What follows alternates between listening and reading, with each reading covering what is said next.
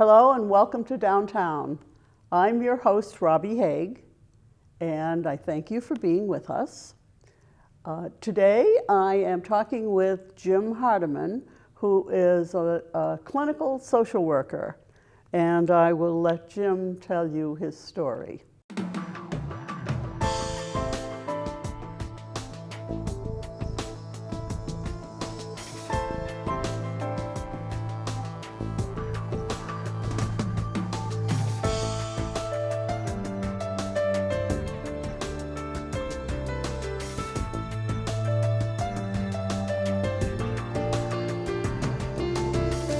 Jim, welcome to Downtown. Thank you for the invitation.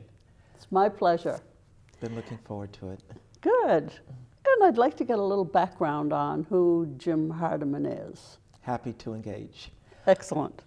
To sort of go back a little, I'm the founder of the South Shore Women's Center. It's a battered women's shelter, and it's about 37 years old, still operating Really? strongly. Wow. And so a lot of my work, my foundation philosophy relative to the work I do is in the area of domestic violence, the prevention of domestic violence, Yes. and workplace violence. And it comes from my personal life because in growing up, I was involved in a family that, a father that was very abusive, Really? domestic violence, sexual assault. Wow. And so I had an understanding as a victim. Wow. Later on in life, and sometimes I wonder how did my career go in the direction that it has. Mm-hmm. And again, looking at what happens to victims when they are abused. Mm-hmm. I was abused as a child, and I know emotionally what the damage that did to me growing up. And many times you could have become an abuser. That's right. And you fortunately, broke the chain. that chain was broken. And so getting involved in this particular area isn't new to me. I've lived it. Yeah. At this point, I started off as a clinical social worker graduating from Boston College in 1973. And my direction was to be involved in prisons. Yeah. And that's where it took me. So I was the deputy superintendent at Norfolk Prison, and then at Concord, they call it MCI Concord. Mm-hmm. And so for about 7 years, prisons. There was an opportunity to also get involved in politics because after graduating from Boston College, I was fortunate to go to the Kennedy School of Government at Harvard. Oh. And so I finished that one in the one-year program in 1974. So I had an opportunity to work for Governor Dukakis and Governor King in government, still building my understanding relative to government, social work, issues around workplace violence. After sort of doing those tour of duties in state government, I was very fortunate in 1983 to be hired by Polaroid Corporation as their employee assistance manager. And so for about 15 years, I did that work, both statewide and international. Mm-hmm. So it was violence in the workplace that you were dealing with at Polaroid? Yes, there was an incident where an employee became very, I'll call it disgruntled, and took 3 managers hostage. And this took place in Norwood, Massachusetts. And this was one of my former clients. And I was asked to engage with him and ask him to sort of give up the direction that he was going. And eventually he did. So I began to kind of look at this is an area that is going on across the country because at this time, the terminology going postal was being swept across the country. And this is where a number of postal employees were involved in shootings and killing their supervisors and managers. While at Polaroid, I had already started doing workplace violence prevention because of the incident that had taken place, but also my background. I'm saying this is one of the programs I want to institute. Very good. Our program went so well that other corporations heard about it and began to ask for our material, of which we shipped all over the place. Wow. And then later on, I came up with the idea of the Chief Executive Officer Project, where I got the president of Polaroid to put in $70,000, and I sent letters to 70 other corporations throughout the state of Massachusetts, or the Commonwealth of Massachusetts, and 70 additional presidents of corporations came on board. And we started the Jane Doe Walk in the area of domestic violence, raising over $1 million every single year. And to this date, the Jane Doe Walk still exists. Very good. From there, with this executive officer project, other corporations began to institute workplace violence prevention, and I was invited to go to these various corporations to assist them, along with the issue of let's be supportive of 46 battered women's shelters throughout the Commonwealth. Wow. So these corporations, each corporation partnered with a battered women's shelter, assisting them. So as I continued to do this work, I was asked to give talks not only in the state, but international. And so I was very fortunate to do a lot of traveling. At this time, I was also working on my PhD at Brandeis University, and it was in the area of domestic violence and workplace violence.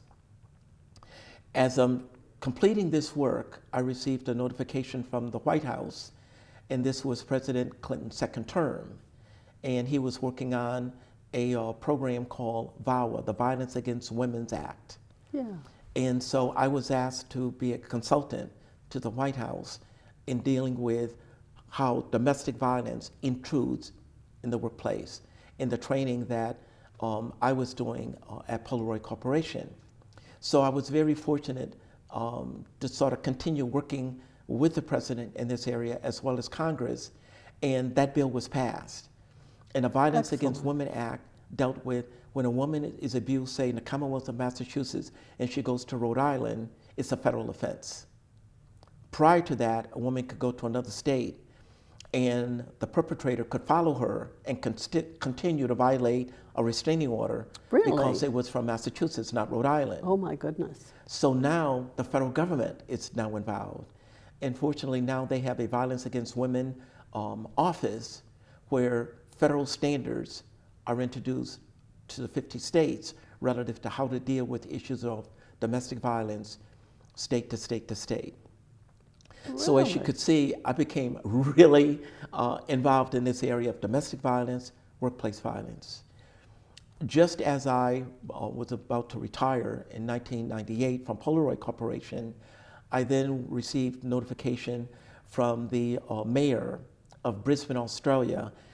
Some of his staff heard me do a presentation in Singapore on the work we were doing at Polaroid. You do get around, I Jim. do get around. And so I accepted the invitation, and it was just a wonderful adventure going to Australia.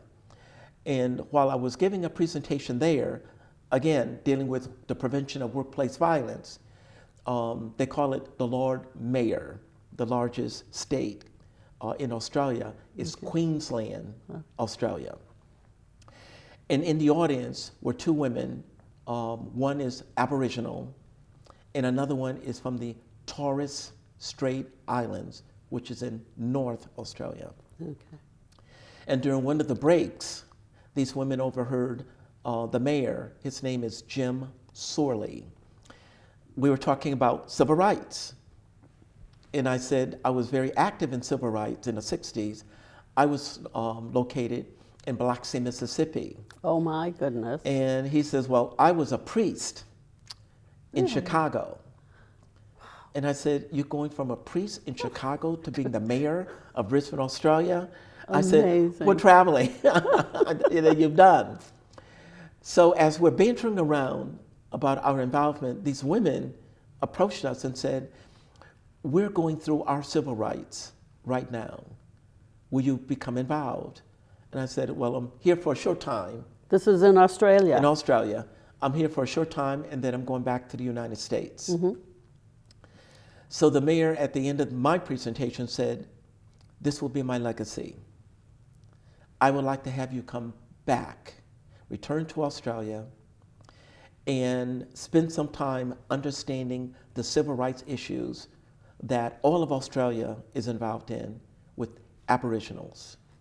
Wow. And I said, this is like a National Geographic moment. Really? I know nothing about Aboriginals. Right. So I said, I need to think on this. So these ladies sent me some material for me to read about the civil rights issues going on.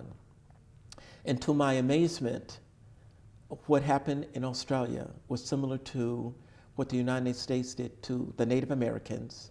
Yes. And blacks as far as slavery. Yeah. Genocide. Wow. They have a term, the stolen generation, where the Australian government took individuals from their original tribe and put them on reservations. Really? And while on reservations, these women were raped. Yeah. And what the purpose was, let's get rid of the blackness and try to make Aboriginals white. Really? And to this day, when you see light-skinned Aboriginals, this is part of the stolen generation. Wow.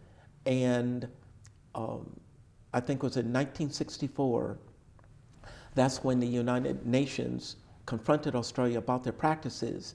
And for the very first time, this is when blacks and other nationalities could enter Australia. Prior to that, only whites, tourists, Really? could enter Australia. Oh my goodness. You're And making me think of the Hitler era. That's right. Where he was Like- trying to, Well, Bosnia, the ethnic cleansing. wow. It was a cleansing of Aboriginals, the stolen generation, stolen generation. Wow. There's a recent film that has come out called The Rabbit Proof Fence. And this is a story about Aboriginals being removed from their tribes, placed on reservations. And when they talk about a rabbit-proof fence, this is a fence that goes from northern Australia all the way down the middle of Australia, separating the sheep from the rabbits. Wow. Because rabbits had invaded Australia, and as you know, Australia, the same land capacity as the United States, but a lot more desert. So a lot of Okay. the populations on the fringes of Australia, Wow. rabbits were now eating the grass Yeah? that the sheep herders needed. So they put a fence. All the sheep on one Oh my side. goodness, it's not just people, is it? That's right. Rabbits on the other. Wow. So I'm reading all this material that these two indigenous people sent me. And I said, this is an opportunity relative to my faith. When something is put before you, you have to begin to look at it and say, there's a purpose behind this. And Yeah. again, I looked at my faith getting involved. You've made a lot of lemonade, Jim. Oh, it was just amazing. I accepted. And I had an opportunity to live with 5 different tribes. Wow. And I was very fortunate because I've heard so many things about the poisonous snakes and the alligators and all Yes. of that. So I spent some time at the Australian Zoo. And this is where I really became educated relative to sort of being streetwise in the bush. Wow. Because that's where, when you talk about the TV program, The Crocodile Hunter, Yes. that's where he got his fame, and that's where I went to learn about sort of being in the bush. So years have passed, staying, visiting tribe by tribe. There's 19 tribes in Queensland, Australia. Really? I had an opportunity to stay with 5. Yeah. After spending time with the 5, I came up with a program, the Australian American International Student Education Program. Wow. That's a mouthful. Wow. And basically taking 3 indigenous teenagers, sophomores and juniors in high school, bringing them to Plymouth and having them participate in a leadership program, meaning attend classes in the 5 schools that we've identified. And again, this is all in the making. Okay. You know, Plymouth North, Plymouth South, Carver High, Silver Lake High School in Kingston, and Sacred Heart High School. Wow. Those 5. Having indigenous kids come for 2 weeks, attend classes, then in the evening participate in a leadership program with 3 students from each one of these high schools. And so we're providing a sort of a connection, a bridge between the United States and Australia. Wow. The mayor has indicated the government has failed to really introduce the Aboriginals to Australian life. Now, that's a mouthful there, because the Right. Australians are intruders, just like relative to the English, our pilgrims Okay. were intruders to the Wampanoags. What an analogy.